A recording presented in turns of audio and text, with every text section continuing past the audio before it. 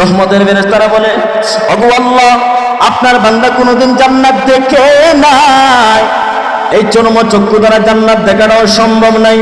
ওগো আল্লাহ, কুরআনের মধ্যে আপনি জান্নাতে বিভিন্ন সুন্দর সুন্দর নিয়ামতের কথা বর্ণনা করেছেন।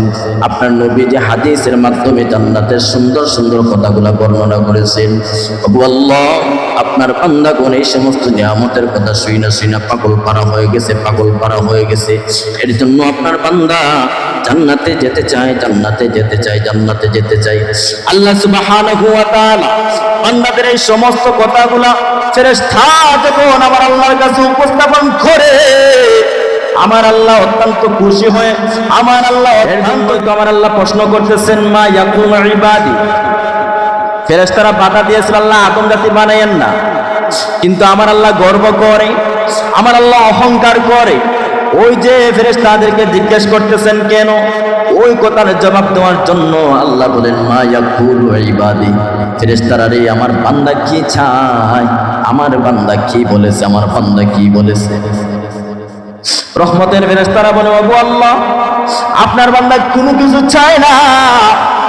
এই গনিপুরের মাটির সাহেব বাড়িতে আপনার বান্দা জিকিরের মজলিসে বসে বসে আপনার গুণগান করতেছে, আপনার গুণগান করতেছে। আল্লাহ বলে, কেন গুণগান করতেছে? ফেরেশতারা বলে, ওগো আল্লাহ, আপনি আল্লাহকে বান্দারা পাওয়ার জন্য। আল্লাহ আবার প্রশ্ন করে, বান্দা কি আমি আল্লাহকে দেখছে নাকি? ও মুসলমান যুবক ভাইয়েরা, আওয়াজ দিয়ে বলতে হবে, আজ পর্যন্ত কি আমার আল্লাহকে কেউ কোনোদিন দেখেছে? দুনিয়ার জমিনে চর্মচক্ষু দ্বারা আমার আল্লাহকে দেখা সম্ভব না। কারা দেখতে পারবে? যারা আল্লাহর গোলামি বন্দেগী ইবাদত বন্দেগী করে কবরস্থ হয়ে ইমানের হালত মৃত্যুবরণ করে আল্লাহর রহমত দ্বারা সুপারিশ প্রাপ্ত হয়ে জান্নাতবাসী হবে।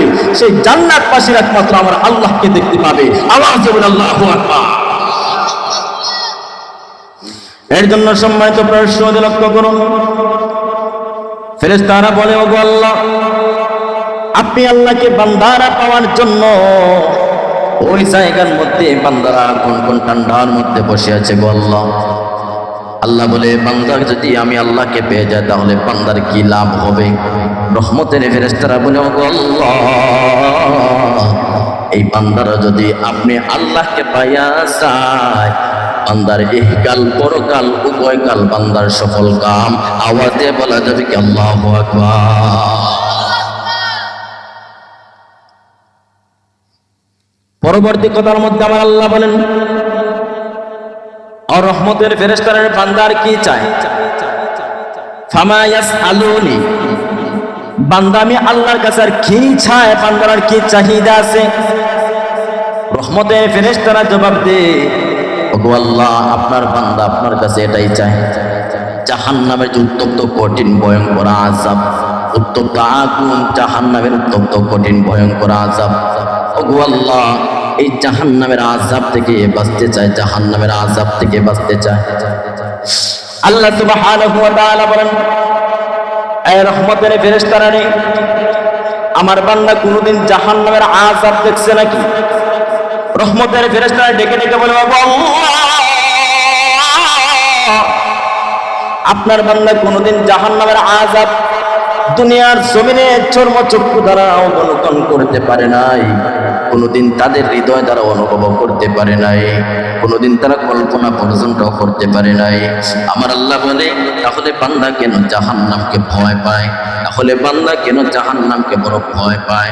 রহমতের ফেরেশতারা জিবরাইল রহমতের ফেরেশতারা বলে, ওগো আল্লাহ, ওই কারণে বান্দা ভয় পায়, এই যে দুনিয়ার জমিনে আপনি একদল উলামায়ে কেরাম দুনিয়ার জমিনে নাজিল করেছেন, ওই উলামায়ে কেরামগণ কুরআন থেকে তালাশ করে করে নবীজির হাদিস থেকে জাহান্নামের ভয়ঙ্কর কথাগুলা আপনার এই সমস্ত বান্দাদের সম্মুখে উপস্থাপন করেছে।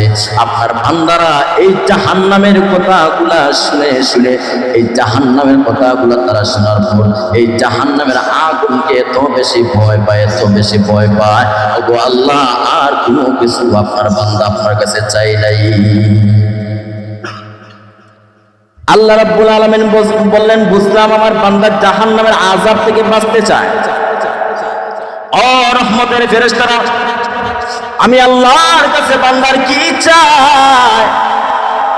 রহমতের ফেরেশতারা জবাব দেয়, ওগো আল্লাহ, আপনার বান্দারা শুধুমাত্র আপনি আল্লাহর বানানো যে পরিপূর্ণ নিয়ামতে পরিপূর্ণ ভরপুর জান্নাত, এই জান্নাতে আপনার বান্দারা যেতে চায়, জান্নাতে যেতে চায়। আল্লাহ বলে, আমার বান্দা কি কোনোদিন আমি আল্লাহর বানানো জান্নাত দেখেছি? রহমতের ফেরেশতারা বলে, ওগো আল্লাহ, আপনার বান্দা কোনোদিন জান্নাত দেখে নাই, এই চর্ম চক্ষু দ্বারা জান্নাত দেখানো সম্ভব নাই। ওগো আল্লাহ, কোরআনের মধ্যে আপনি জান্নাতে বিভিন্ন সুন্দর সুন্দর নিয়ামতের কথা বর্ণনা করেছেন। আপনার নবী যে হাদিসের মাধ্যমে জান্নাতের সুন্দর সুন্দর কথাগুলো বর্ণনা করেছেন। ওগো আল্লাহ, আপনার বান্দাগণ এই সমস্ত নিয়ামতের কথা শুইনা পাগল পারা হয়ে গেছে, পাগল পারা হয়ে গেছে। এর জন্য আপনার বান্দা জান্নাতে যেতে চায়, জান্নাতে যেতে চায়, জান্নাতে যেতে চায়। আল্লাহ সুবহানাহু ওয়া তাআলা বান্দাদের এই সমস্ত কথাগুলা ফেরেশতা যখন আমার আল্লাহর কাছে উপস্থাপন করে, আমার আল্লাহ অত্যন্ত খুশি হয়ে, আমার আল্লাহ অত্যন্ত খুশি হয়ে এই পড়া ফেরেশতাদেরকে সামনে রেখে আমার আল্লাহ বান্দাদের জন্য সুসংবাদ দিয়ে দেয়, ফাউশহিদুকুম আন্নী ক্বাদ গাফারতু লাহুম। আল্লাহ বলে, আমি তোমাদেরকে সাক্ষী রাখছি, এই যে গনিপুর সাহেব বাড়ির মজলিসের মধ্যে, ওয়াজের বাগানের মধ্যে বৈশা আমার বান্দারা ঠান্ডার মধ্যে বসে আছি শুধুমাত্র আমি আল্লাহকে পাওয়ার জন্য। ও ফেরেশতারা, তোমরা সাক্ষী থাকো, আমি আল্লাহ আমার সমস্ত বান্দাদেরকে ইন্নী গাফারতু লাহুম, আমি আল্লাহ বান্দার জীবনের তামাম গুনাহগুলি মাফ করে দিলাম, জীবনের তামাম গুনাহগুলি ক্ষমা করে দিলাম, বান্দাকে আমি আল্লাহ একদম নিষ্পাপ বানিয়ে দিলাম। একটু আওয়াজে বলা যাবে কি আল্লাহু আকবার?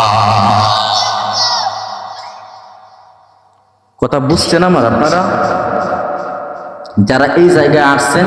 আচ্ছা কোন তো দেখি আমি কি কথাটা বানিয়ে বলছি? নবীজির হাদিস থেকে কথাটা বলছি। আল্লাহ বলেন, ফাউশহিদুকুম আন্নী ক্বাদ গাফারতু লাহুম। হে ফেরেশতারা, আমি আপনাদেরকে সাক্ষী রেখে বলতেছি, গনিপুর সাহেব বাড়িতে এই জান্নাতের বাগানে যারা বসে আছে আমি আল্লাহ সবাইকে মাফ করে দিয়েছি। সুবহানাল্লাহ বলবেন না?